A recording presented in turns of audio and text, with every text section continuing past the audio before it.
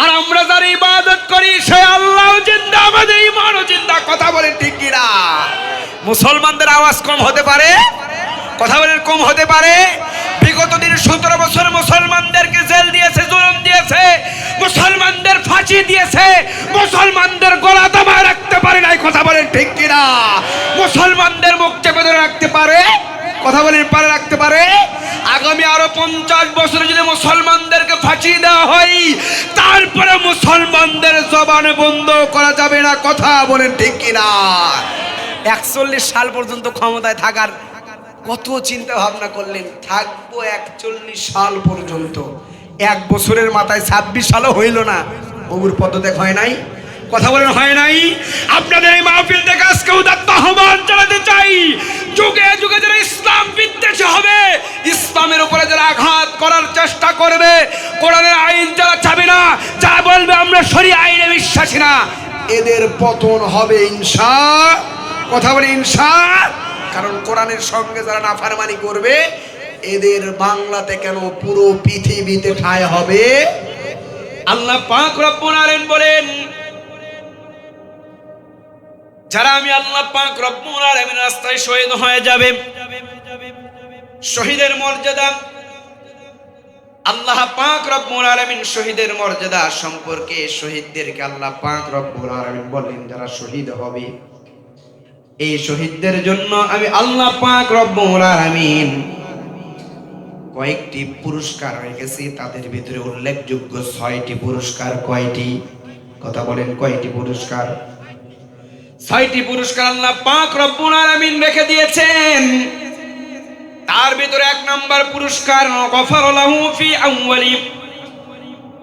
ফি আউয়ালি দাফইন ওয়া ইয়ারাউ মাকআদাহু মিনাল জান্নাহ। আল্লাহ পাক রব্বুল আলামিন জানিয়ে দিলেন, যুদ্ধরত অবস্থায় তার রক্তের ফোঁটা মাটিতে ঝরা মাত্রই তাকে ক্ষমা করে দেওয়া হয়। বলেন না সুবহানাল্লাহ। তাহলে যারা আল্লাহর দ্বীনের জন্য শহীদ হয়ে যায়, আল্লাহর রাস্তায় যারা সংগ্রাম করতে করতে শহীদ হয়ে বিদায় নিয়ে যায়, তাদের রক্তের ফোঁটা মাটিতে পড়ার আগে আল্লাহ পাক রব্বুল আলামিন তার অতীতের সব গুনাহগুলো মাফ করে দেয়। 2 নম্বরে আল্লাহ পাক রব্বুল আলামিন জানিয়ে দিলেন, ওয়া ইউজারু মিন আযাবিল কবর, তাকে কবরের আযাব থেকে নিষ্কৃতি দেওয়া হয়। তার কবরের আযাবগুলো আল্লাহ পাক রব্বুল আলামিন মাফ করে দেয়। 3 নম্বরে জানিয়ে দিলেন, ওয়া ইয়ামানু বিন ফারইল আকবার, হাসরের ময়দানে মহাভীতি থেকে তাকে দূরে রাখা হয়। 4 নম্বরে জানিয়ে দিলেন, কিয়ামতের দিন সম্মান ভাবে তার মাথায় ইয়াকুতের মুকুট পরানো হবে, যার মধ্যে খচিত একটি ইয়াকুত দুনিয়া ও তার সমস্ত ধন সম্পদ থেকে উত্তম। তারপরে জানিয়ে দিলেন, তারপরে 5 নম্বরে সুন্দর বড় বড় চক্ষু বিশিষ্ট 72 জন হুরকে আল্লাহ পাক রব্বুল আলামিন সঙ্গীন রূপী হিসেবে আল্লাহ পাক রব্বুল আলামিন তাকে দিয়ে দিবেন। 6 নম্বরে জানিয়ে দিলেন, তার নিকট আত্মীয়দের মধ্যে স্বজনদের ভিতরে সুপারিশ কবুল করা হবে। অর্থাৎ যেই বান্দা, যে আল্লাহর বান্দা দিন কায়েমের আন্দোলনে যখন ডাক এসে যাবে, দিন কায়েমের জন্য চেষ্টা করতে করতে আল্লাহর রাস্তায় শহীদ হয়ে যাবে, কিয়ামতের দিন হাসরের ময়দানে কঠিন ওই সময় আল্লাহ পাক রব্বুল আলামিন বলবেন, তোমার আপন আপন যারা আছে তাদের ভিতর থেকে বেছে বেছে নিয়ে তোমার জান্নাতের ভিতরে তুমি প্রবেশ করো। এত মর্যাদা যে আল্লাহ পাক রব্বুল আলামিন আমাকে আপনাকে দিলেন, এত মর্যাদা, শহীদদের মর্যাদা আল্লাহ পাক রব্বুল আলামিন বললেন, যারা শহীদ হয়ে যায় জমিনে রক্তের ফোঁটা পড়ার আগে আমি আল্লাহ পাক রব্বুল আলামিন তার জীবনের সব গুনাহগুলো মাফ করে দেই। এই যে আমাদের কয়েকদিন আগে প্রিয় ভাই জুলাই যোদ্ধা শরীফ ওসমান হাদি শহীদ হয়ে দুনিয়া থেকে বিদায় নিয়ে চলে গেলেন। কথা বলেন না কেন? আওয়াজ দিয়ে বলেন ঠিক কিনা? জুলাই যোদ্ধা প্রিয় ভাই শহীদ ওসমান হাদি স্বৈরাচার গুলো কপালে এমন ভাবে বুলেটের আঘাত করলো, এমন ভাবে মাথায় গুলি করলো। এক সপ্তাহ পর শুক্রবারের দিন জুমার নামাজের পরে গুলি করা হয়েছে। আরেক জুমাবার রাত্রে দুনিয়ার জিন্দেগির সফর শেষ করে তিনি দুনিয়া থেকে বিদায় নিয়ে চলে যান। আজীবন লড়াই করেছে, ভারতীয় আধিপত্যের বিরুদ্ধে সংগ্রাম করেছে, ইনকিলাব মঞ্চ থেকে আওয়াজ তুলেছে, ভারতের আধিপত্যের বিরুদ্ধে আওয়াজ তুলেছে, ভারতের বিরুদ্ধে কথা বলেছে। আমি লক্ষ্য করে দেখলাম আমার দেশে জুলাই যোদ্ধারা খুন হয়, তাদের বিচার হয় না। ভারতের প্রথম আলোর যে কার্যালয় ছিল এটা ভেঙেছে, 18 জনকে গ্রেফতার করা হয়েছে। যে হাদি ভাইটা ভারতের বিরুদ্ধে আজীবন কথা বলল, ওই ভারতের কার্যালয় ভাঙ্গা হলে বিচার হয়, কিন্তু আমার দেশপ্রেম যখন দেশপ্রেম অন্তরের ভিতরে নিয়ে দেশের জন্য শহীদ হয়ে যায়, তাদের বিচার বাংলার মাটিতে হয় না। আবার আজকে নিউজ দেখলাম, খুলনার বিভাগীয় এনসিপির প্রধান ঠিক হাদি ভাইকে যেইভাবে গুলি করা হয়েছে, ঠিক একইভাবে তাকেও নাকি গুলি করা হয়েছে। চিন্তা করেন আমার দেশে আজকে কোথায় গিয়েছে। আজকে আমার দেশে ধর্ষণ করলে বিচার নাই, চোর চুরি করলে আজকে বিচার হয় না, খুন করলে আজকে বিচার হয় না। আমরা নিউজগুলো দেখতেছিলাম, কেউ কেউ বলে বাংলাদেশ থেকে পালিয়ে গিয়েছে, আবার নিউজ দেখি কেউ কেউ বলতেছে এখনো বাংলাদেশ থেকে পালায় নাই। গুলি খাইলো আমার একজন ভাই আজ থেকে নিয়ে 10 দিন আগে, এখন পর্যন্ত খুনিদেরকে ধরা হয় নাই। আর আমার দেশে এমনও কিছু নিউজ দেখি, হুদায় একটা বাহিরের দেশের কার্যালয় ভেঙেছে, যা বাংলাদেশকে সব সময় বিভ্রান্ত করেছে। বাংলাদেশের যখন যে দল থেকেছে, বিরোধী দলকে নিয়ে বিভিন্ন মন্তব্য করেছে। এই প্রথম আলোর একটা নিউজ দেখেছিলাম, বিএনপির চেয়ারপারসন জনাব তারেক রহমান, তাকে কাগজের মূর্তি বানায় এরকম করে ফাঁসি দেওয়া হয়েছিল। কি করে? কথা বলেন না কেন? কাগজের মূর্তি বানায় ফাঁসি দিয়েছিল 2018 সালে। তারা এটা নিউজ করেছে, নিউজগুলো দেখলাম। আজকে বিএনপির ভাইদেরকে বলবো, প্রথম আলোর মতো ভারতীয় কোনো কার্যালয় আমার সোনার বাংলাদেশে থাকবে, এই স্বীকৃতি আপনারা দিবেন না। ওরে আমার দিনাজপুরের মুসলমান, আপনাদেরকে বলে যাই, যে হাদি ভাই শহীদ হয়ে গেলেন, রক্ত শরীর থেকে পড়ছে কি পড়ে নাই? কথা বলেন না কেন? পড়ছে কি পড়ে নাই? তাহলে শহীদদের মর্যাদা সম্পর্কে প্রথম আল্লাহ পাক রব্বুল আলামিন শহীদদের যে 6টি পুরস্কার দিবেন, তার ভিতরে প্রথম পুরস্কার, জমিনে রক্ত এক ফোঁটা পড়ার আগেই আল্লাহ পাক রব্বুল আলামিন তার জীবনের সব গুনাহগুলো মাফ করে দিবে। শহীদদের মর্যাদা আল্লাহ পাক রব্বুল আলামিন এত দিলেন, এত দিয়ে দিলেন, এত শহীদদের মর্যাদা আল্লাহ পাক রব্বুল আলামিন দিয়েছেন, জমিনে এক ফোঁটা রক্ত না পড়ার আগে জীবনের সব গুনাহ মাফ করে দিয়েছেন। ও আমার দিনাজপুরের প্রিয় ভাইয়েরা, পায়ে হাত রেখে বলে যায়, কখনো যদি ইসলামের পক্ষ থেকে কোরআন বিজয়ের জন্য, ইসলামী আন্দোলনের পক্ষ থেকে ডাক এসে যায়, আল্লাহর দ্বীন কায়েমের জন্য ময়দানে গিয়ে শহীদ হওয়ার জন্য রাজি আছেন তো আপনারা? কথা বলেন, রাজি আছেন তো ইনশাআল্লাহ? এত বড় সৌভাগ্য, যেই হাদি ভাই বারবার বলতো, আমি হাদি একদিন কপালে অথবা বুকে গুলি করবে, দুনিয়া থেকে বিদায় নিয়ে চলে যাব। সেই হাদি ভাইকে লক্ষ্য করে দেখলাম তার বিবি, স্বামী মারা গিয়েছে। বিবি যখন আসতেছিল আমি লক্ষ্য করে দেখতেছিলাম, বিবিকে কিন্তু কেউ দেখতে পারে নাই, ক্যামেরা কিন্তু একটাও ফোকাস করতে পারে নাই। এত পর্দা করলেন, স্বামী বিদায় নিয়ে চলে গেছে, পর্দা কিন্তু ছেড়ে দেয় নাই। কথা বলেন না কেন, ছেড়ে দিয়েছে নাকি?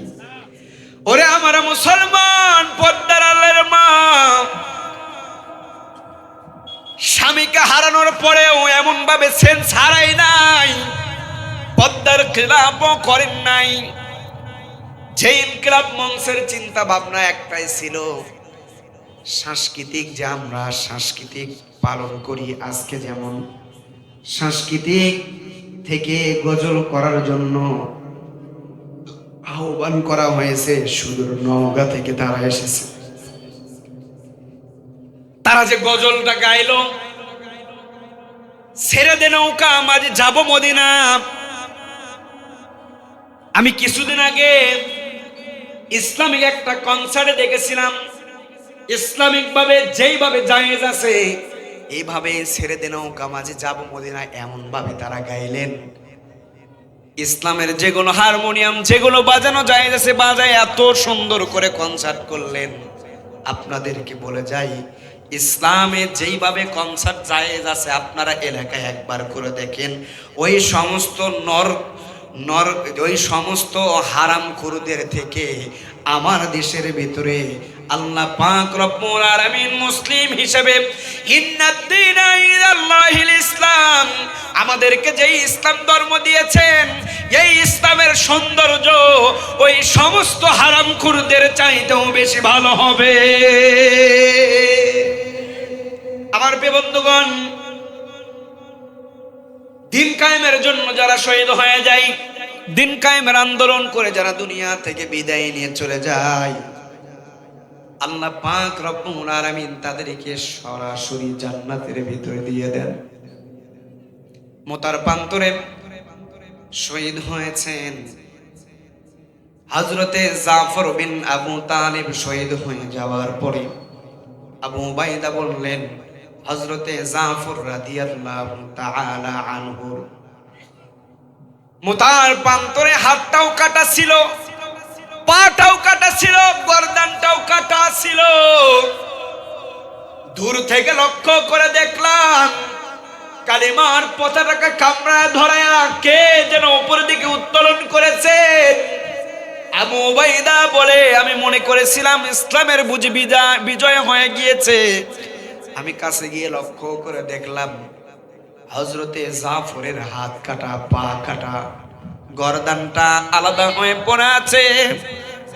আমি লক্ষ্য করে দেখলাম কালিমার পতাকাটা মাটিতে পড়তে দেয় নাই, দাঁত দিয়ে কামড় দিয়ে ধরে আছে।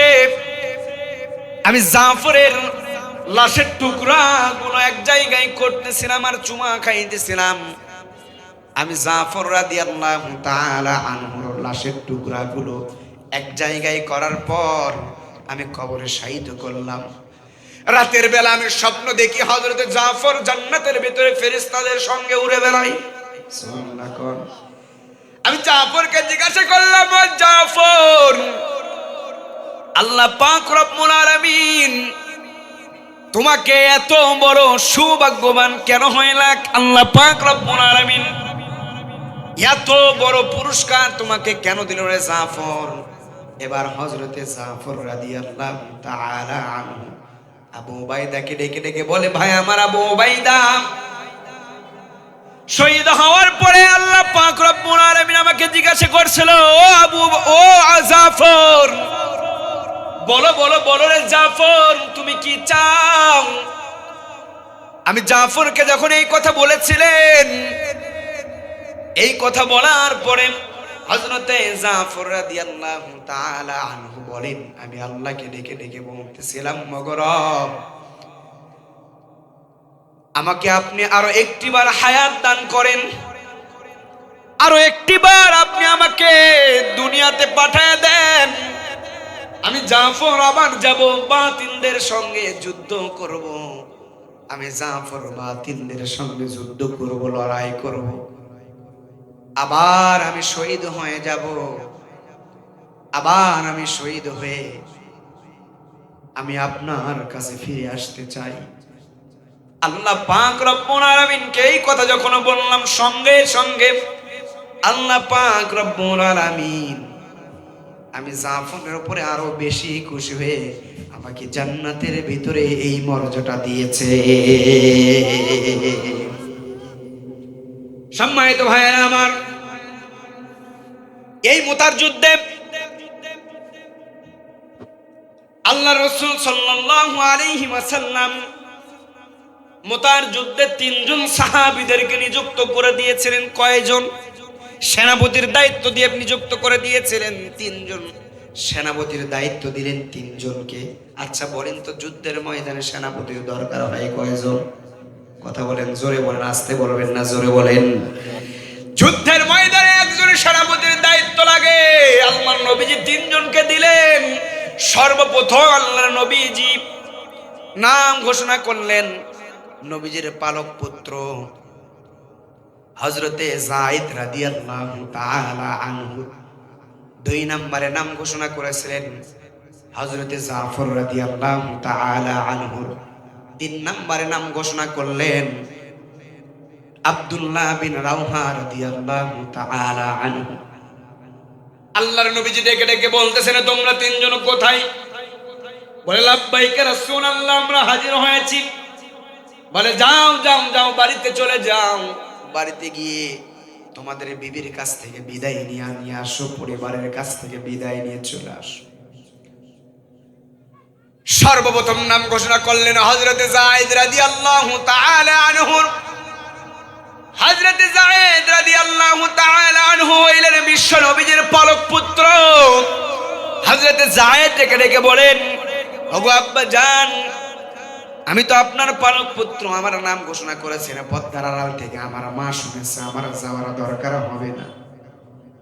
2 নম্বরে হযরতে জাফর বিন আবু তালিব চলে গেলেন বাড়িতে চলে গেলেন। ছোট্ট ছোট্ট কয়েকটা বাচ্চা হযরতে জাফরের বাড়িতে। হযরতে জাফর রাদিয়াল্লাহু তাআলা আনহু বাড়িতে যাওয়ার পর দরজায় কড়া নাড়লেন। পানের বিবিকে ডেকে ডেকে বলে, ও পানের বিবি, মুতার যুদ্ধে যাওয়ার জন্য সেনাপতি বানায় আল্লাহর নবীজি আমার নাম ঘোষণা করে দিয়েছেন। বিদায় নিতে এসেছি গো, বিদায় নিতে এসেছি, তুমি আমাকে বিদায় দিয়ে দাও। এবার হযরতে জাফর রাদিয়াল্লাহু তাআলা আনহুর স্ত্রী দোয়া করতেছে, হায় আল্লাহ, আমার স্বামীকে যুদ্ধের ময়দান থেকে শহীদ না বানাইয়া, আমার স্বামীকে গাজী বানাইয়া তুমি আবার আমার ঘরে তুমি পৌঁছে দিও। হযরতে জাফর রাদিয়াল্লাহু তাআলা আনহু তরবারির উল্টা পিঠ দিয়ে আঘাত করলেন আর স্ত্রীকে ডেকে ডেকে বলছে, স্ত্রী রে, উল্টা দোয়া করো না, উল্টা দোয়া তোমার আল্লাহ পাক রব্বুল আলামিনের দরবারে কবুল হবে না। উল্টা দোয়া করো না রে বিবি, উল্টা দোয়া করো না, উল্টা দোয়া তোমার আল্লাহর দরবারে কবুল হবে না। যেহেতু আল্লাহর নবীজি যুদ্ধের ময়দানে সেনাপতি লাগে একজন, ঘোষণা দিয়েছেন 3 জন, আমার আগেও একজন আছে, আমার পরেও একজন আছে, নির্ঘাত আমি শহীদ হয়ে দুনিয়া থেকে বিদায় নিয়ে চলে যাব। ও স্ত্রী, তোমার কাছ থেকে বিদায় নিয়ে চলে গেলাম, এই যে ছোট্ট ছোট্ট বাচ্চাদেরকে রেখে গেলাম, আমি জাফর যেই রাস্তায় যাইতেছি, আমি ছোট্ট ছোট্ট বাচ্চাদেরকে তোমার কাছে রেখে গেলাম আর বলে গেলাম, বাচ্চাগুলোকে তুমি, আমি জাফর যে রাস্তায় গিয়ে শহীদ হব, সেই একই রাস্তায় আমার বাচ্চাদেরকেও তুমি লালন পালন করবা। সাহাবা আজমাইনদের ঈমান কেমন দেখেন, এত দামি সাহাবী, এত ঈমান। আমাদের কিন্তু মনের ভিতরে চাওয়া একটাই পাওয়া, অন্তত পক্ষে যেন যুদ্ধের ময়দানে যুদ্ধ করতে করতে ইসলামের জন্য আন্দোলন করতে করতে যেন আমরা শহীদ হয়ে দুনিয়া থেকে বিদায় নিয়ে চলে যেতে পারি, এই আশা আমাদের অন্তরে আছে না নাই? কথা বলেন, আছে না নাই? ইমানের পথে অবিচল থেকে আমার মরণ যেন হয়। আমিন বলবেন না আপনারা? কথা বলেন, আমিন বলবেন না? ইমানের পথে অবিচল থেকে আমার মরণ যেন হয়। তোমারই কাছে মিনতি আমার, তোমারই কাছে মিনতি আমার, মহামহিম দয়াময়, ইমানের পথে অবিচল থেকে আমার মরণ যেন হয়। বলে আমি হযরতে জাফর রাদিয়াল্লাহু তাআলা আনহু বলে, ও পানের বিবি, তোমার কাছ থেকে বিদায় নিতে এসেছি গো, বিদায় নিতে এসেছি, বিদায় দিয়ে দাও, বিদায় দিয়ে দাও। উল্টা দোয়া করো না, উল্টা দোয়া আল্লাহ পাক রব্বুল আলামিনের দরবারে কবুল হবে না। এই কথা বলার পরে প্রাণের স্ত্রী এবার হযরতে জাফর রাদিয়াল্লাহু তাআলা আনহু স্ত্রীকে ডেকে ডেকে চলে আসলেন। হযরতে জাফর রাদিয়াল্লাহু তাআলা আনহুর পিছন পিছন ছোট্ট ছোট্ট বাচ্চাগুলো কান্না করে আর দৌড় দেয়।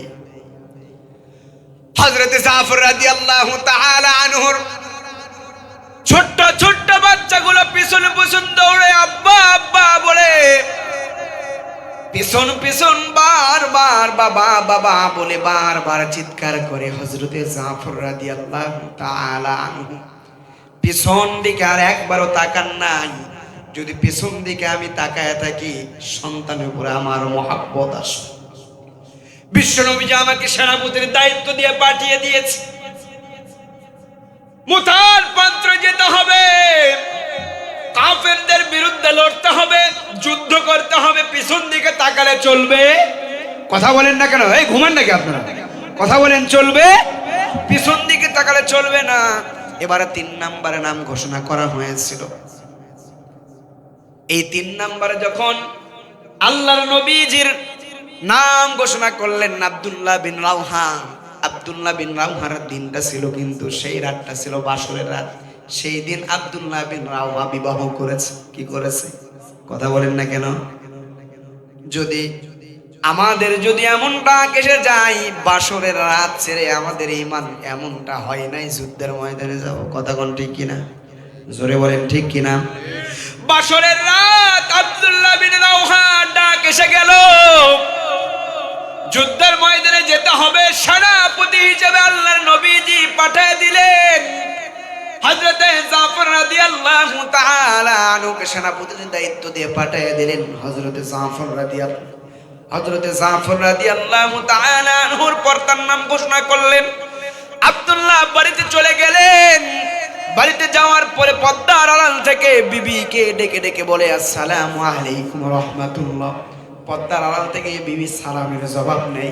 পানের বিবিকে ডেকে ডেকে বলে, ও বিবি, আজকে আমাদের বিবাহের দিন, আজকে আমাদের বাসরের রাত, আজকে বিবাহের দিন। যেহেতু আল্লাহর নবীজি আমার নাম ঘোষণা করেছেন, মুতার যুদ্ধে যেতে হবে, সেনাপতির দায়িত্ব হিসেবে আল্লাহর নবীজি আমার নাম ঘোষণা করেছে। ওগো স্ত্রী, হয়তো তোমার সঙ্গে আর দেখা হবে না, তোমার হকগুলো আমি ঠিক মতো আদায় করতে পারলাম না, দয়া করে আমাকে মাফ করে দিবা। এবার পর্দার আড়াল থেকে বিবি ডেকে ডেকে বলে, ওগো স্বামী, একটু ভেতরে আসবেন, আপনাকে জীবনে আমি কখনো দেখি নাই। আমি মক্কার ভেতরে বড় সুন্দরী রূপসী একজন মেয়ে, আপনাকে কখনো আমার দেখার সৌভাগ্য হয় নাই। আপনাকে শুধু একটু দেখব, একটি বারের জন্য আপনাকে দেখব। এবার আব্দুল্লাহ পানের বিবিকে ডেকে ডেকে বলতেছো, আমার পানের বিবি, তুমি যখন আমার দিকে তাকাইবা, আমার দিকে তাকানোর পরে তোমার মনের ভিতরে প্রেম নিবেদন জাগবে, তোমার মনের ভিতরে প্রেম নিবেদন জাগবে। তোমাকে সময় দেওয়ার মতো আমার সময় নাই। আল্লাহর নবীজি আমার নাম ঘোষণা করেছেন, বিদায় দিয়ে দাও, বিদায় দিয়ে দাও, মতার প্রান্তরে গিয়ে আমি শহীদ হতে চাই। এই কথা যখন বললেন পানের বিবি এবার আব্দুল্লাহকে ডেকে ডেকে বলে, ও আমার স্বামী, আপনি যদি ভেতরে আসেন, আমি একটি বারের জন্য প্রেম নিবেদন করব না, আমি একটি বারের জন্য প্রেম নিবেদন করব না। আপনি ভেতরে আসবেন, আপনি শুধু ভেতরে আসবেন, আমি আপনাকে একটি বারের জন্য দেখব, যেন জান্নাতের ওই কঠিন কিয়ামতের দিনে হাসরের ময়দানে জান্নাতের সিঁড়িতে হাজার হাজার মানুষের ভিতরে আপনার সঙ্গে আমার দেখা হয়ে যায়। সম্মানিত ভাইরা আমার, বিবাহের দিন, সেই দিনে বছরের দিন, বছর দিনে স্ত্রীর ভিতরে এমন আশা, এমন আশা, এত আশা। হাদি ভাই বললেন, স্বামী বিদায় নিয়ে চলে গেলেন, পদ্মা কিন্তু খিলাফ করলেন না। কথা বলেন না কেন? এমন বিবি আমাদের ঘরে ঘরে যদি থাকে, শান্তির আমাদের ঘরে আর অভাব হবে না। শান্তি যদি পেতে চান, ইসলাম লাগবে। কি লাগবে? কথা বলেন না কেন? কি লাগবে? ইসলাম সারা দুনিয়াতে শান্তি আসতে পারে, জোরে বলেন, আওয়াজ দেবেন, আসতে পারে। ইসলাম সারা দুনিয়াতে শান্তি আসতে পারে না। আকাশেতে লক্ষ তারা, একটি চাঁদের আলো, হাজার হাজার মানুষের ভিতরে, লক্ষ লক্ষ মানুষের ভিতরে আমার হাদি ভাই ভালো। সম্মানিত ভাইরা আমার, হযরত আব্দুল্লাহ বিদায় নিয়ে চলে গেলেন। বিদায় নিয়ে যাওয়ার পর মুতার যুদ্ধে চলে গেলেন। হযরত যায়েদ রাদিয়াল্লাহু তাআলা আনহু যুদ্ধ করতে করতে এক পর্যায়ে বিদায় নিয়ে চলে গেলেন। হযরত জাফর রাদিয়াল্লাহু তাআলা আনহুর এক হাতে ঝান্ডা, ইসলামের পতাকা, কালিমার পতাকা, অপর হাতে তরবারি চলাই। হযরত জাফর রাদিয়াল্লাহু তাআলা আনহু তরবারি চালাইতে চালাইতে এক পর্যায়ে কাফের বেঈমানরা সে হযরত জাফর রাদিয়াল্লাহু তাআলা আনহুর দুই পাশ থেকে দুইটা হাতে এমন ভাবে তরবারি দিয়ে সর্বপ্রথম আঘাত করলেন। ডান হাতে হাতটা ঝুলায় পড়ে গেল, তরবারিটা পড়ে গেল। হযরত জাফর রাদিয়াল্লাহু তাআলা আনহু বাম হাতে কালেমার পতাকা নিয়ে সামনের দিকে এগিয়ে যায়। যুদ্ধ করতেছেন। এক পর্যায়ে কাফের বেঈমানরা এসে হযরত জাফর রাদিয়াল্লাহু তাআলা আনহুর বাম হাতে আঘাত করেন। আঘাত করার পরে হযরত জাফর রাদিয়াল্লাহু তাআলা আনহু বিদায় নিয়ে চলে যায়। হযরত জাফর রাদিয়াল্লাহু তাআলা আনহুর দেহটা এরকম করে লুটায় পড়ে। এক পর্যায়ে কাফের বেঈমানরা আসে হযরত জাফর রাদিয়াল্লাহু তাআলা আনহুর পায়ে দুই ভাবে আঘাত করে। এক হাতে কালেমার পতাকা ছিল। কাফের বেঈমানরা যখন আঘাত করে, কালেমার পতাকা মাটিতে পড়তে দেয় নাই। হযরত জাফর রাদিয়াল্লাহু তাআলা আনহু দুইটা হাত কাটা দৌড়ায় গিয়ে কালিমার পতাকার দাঁত দিয়ে কামড়ায় ধরে রাখলেন, সামনের দিকে এগিয়ে যায়। দুইটা পা কেটে ফেললেন, নিথর দেহটা মাটিতে যখন লুটায় পড়বে, অপর পাশ থেকে একজন কাফের বেঈমান এসে হযরত যায়েদ রাদিয়াল্লাহু তাআলা আনহুর গর্দানে এমন ভাবে আঘাত করলেন, হযরত জাফর রাদিয়াল্লাহু তাআলা আনহুর গর্দানটা আলাদা হয়ে গেল। আলাদা হয়ে যাওয়ার পরে মাটিতে কালেমার পতাকা পড়তে দেয় নাই, এমন ভাবে শক্ত করে কামড় দিয়ে ধরে আছে।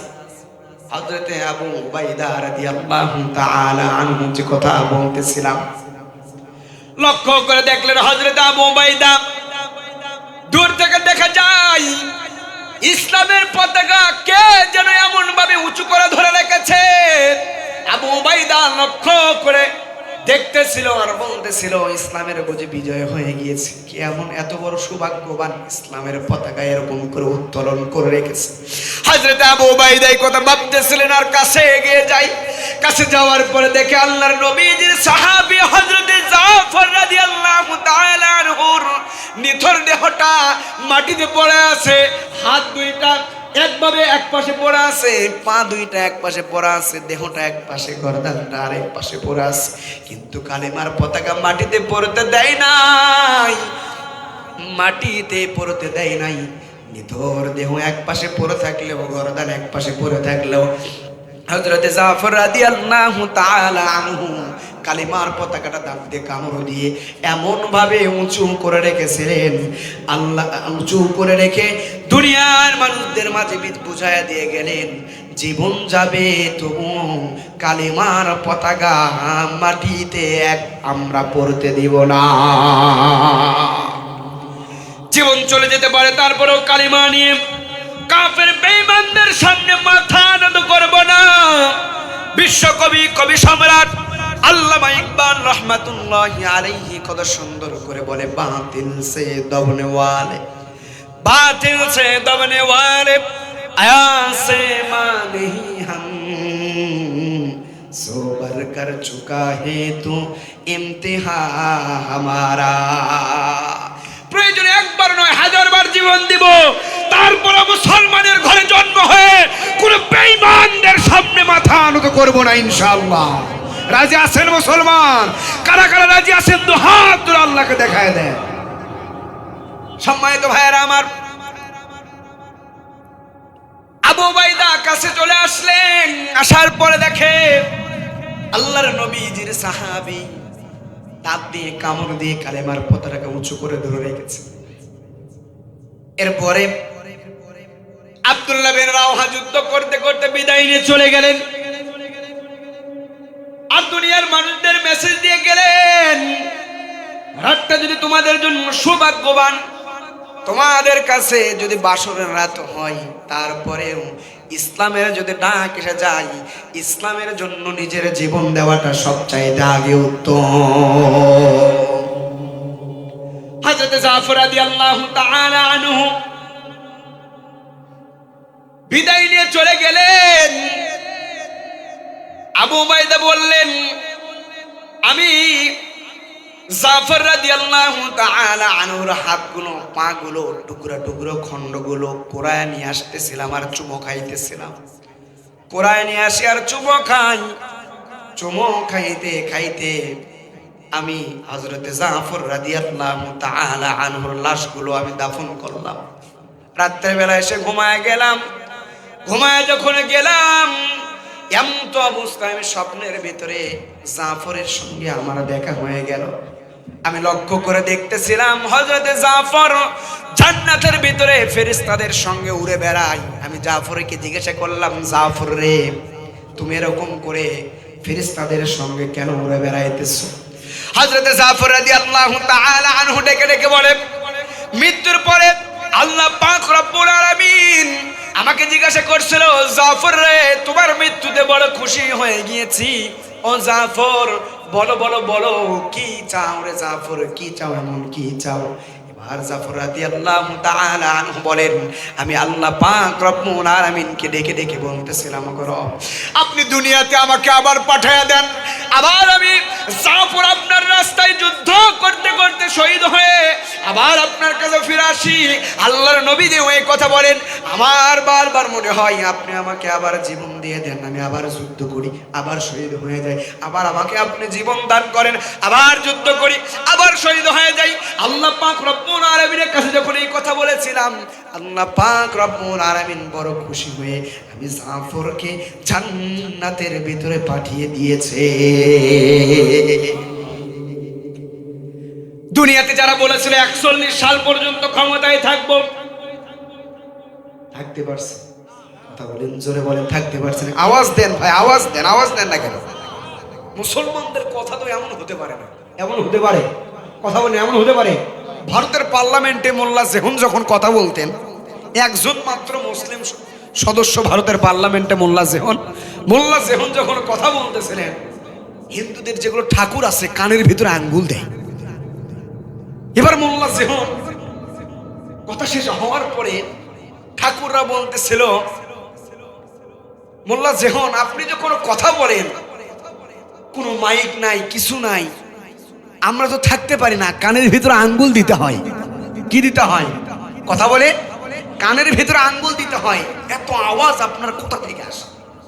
এবার মোল্লা যেহন ঠাকুরদেরকে ডেকে ডেকে বলতেছে, দেখো ঠাকুর, তোমরা যার ইবাদত করো, পূজা করো, তারাও মরা, তোমরাও মরা, আর আমরা যার ইবাদত করি সে আল্লাহ জিন্দা, আমাদের ঈমানও জিন্দা। কথা বলেন ঠিক কি না?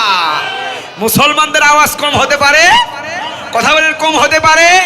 বিগত দিনে 17 বছর মুসলমানদেরকে জেল দিয়েছে, জুলুম দিয়েছে, মুসলমানদের ফাঁসি দিয়েছে, মুসলমানদের গলা দাবায় রাখতে পারে নাই। কথা বলেন ঠিক কি না? মুসলমানদের মুখ চেপে ধরে রাখতে পারে? কথা বলেন পারে, রাখতে পারে? আগামী আরো 50 বছরে যদি মুসলমানদেরকে ফাঁসি দেওয়া হয়, তারপরে মুসলমানদের জবান বন্ধ করা যাবে না। কথা বলেন ঠিক কি না? মুসলমান বীরের জাতি, কিসের জাতি? কথা বলেন কিসের জাতি? আজকে ঢাকাটাও ফাঁকা, গণভবনও ফাঁকা, বুবু কিন্তু এখন পর্যন্ত নাই। যে বলেছিল 41 সাল পর্যন্ত ক্ষমতায় থাকবো, কয় সাল? কথা বলেন না কেন? দেশে আগুন লাগায়া, দেশটার 12টা বাজায়া, বুবু কিন্তু গেছে পালায়া। কথা কয় না? দেশে আগুন লাগায়া, জনতার জ্বালায়া, পালায়া গেছে রে ঢাকা, গণভবন এখন ফাঁকা, বুবুরে গণভবন এখন ফাঁকা। কথা বলেন ঠিক কিনা? আমার সঙ্গে পড়তে পারবেন সবাই? বলেন, দেশে আগুন লাগায়া, আলিমদের জ্বালায়া, দেশে আগুন লাগায়া, আলিমদের জ্বালায়া, পালায়া গেলে সেরে ঢাকা, গণভবন এখন ফাঁকা, বুবুরে গণভবন এখন ফাঁকা, ডাইনি রে গণভবন এখন ফাঁকা। তুমি অধিকারের কথা বললে, বলেছিলে রাজাকার, দেশবাসী বুঝে গেল তুমি বড় স্বৈরাচার। তুমি অধিকারের কথা বললে, বলেছিলে রাজাকার, দেশবাসী বুঝে গেল তুমি বড় স্বৈরাচার। তোমার নাই যে শরম লাজ, তুমি বড়ই নাটকবাজ, তোমার নাই যে শরম লাজ, তুমি বড়ই নাটকবাজ। কাউয়া ডাকে নার কাকা, গণভবন এখন ফাঁকা, বুবুরে গণভবন এখন ফাঁকা। এবার খেলা হবে, খেলা হবে, শামীম তো আর বলে না, সংসদে মুমতাজের ডিজে গান বাজে না।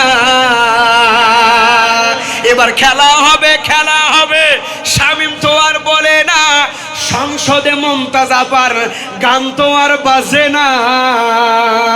পলকের ঝলক তো আর নাই, বুবুর টাকলা মোরাদ নাই, পলকের ঝলক তো আর নাই, বুবুর টাকলা মোরাদ নাই। দিল্লিতে মামু বাড়ি একা, গণভবন এখন ফাঁকা, বুবুরে গণভবন এখন ফাঁকা। মিথ্যা মামলায় ফাঁসি দিলে সোনার মানুষগুলো রে, কত বড় ডাইনি রে তুই, নাই মায়া তোর অন্তরে। সেই আদালত আছে, ফাঁসির দড়িও আছে, সেই আদালত আছে, ফাঁসির দড়ি আছে। অপেক্ষা করছে শুধু ঢাকা, গণভবন এখন ফাঁকা, বুবুরে গণভবন এখন ফাঁকা। কথা বলে ঠিক কিনা? 41 সাল পর্যন্ত ক্ষমতায় থাকার কত চিন্তা ভাবনা করলেন, থাকবো 41 সাল পর্যন্ত। 1 বছরের মাথায় 26 সালও হইল না, বুবুর পদত্যাগ হয় নাই। কথা বলেন হয় নাই? আপনাদের এই মাহফিল থেকে আজকে উদাত্ত আহ্বান জানাতে চাই, যুগে যুগে যারা ইসলাম বিদ্বেষী হবে, ইসলামের উপরে যারা আঘাত করার চেষ্টা করবে, কোরআনের আইন যারা চাবে না, যারা বলবে আমরা শরীয়ত আইনে বিশ্বাসী না, এদের পতন হবে ইনশাআল্লাহ। কথা বলে ইনশাআল্লাহ। কারণ কোরআনের সঙ্গে যারা নাফরমানি করবে, এদের বাংলাতে কেন পুরো পৃথিবীতে ঠাঁই হবে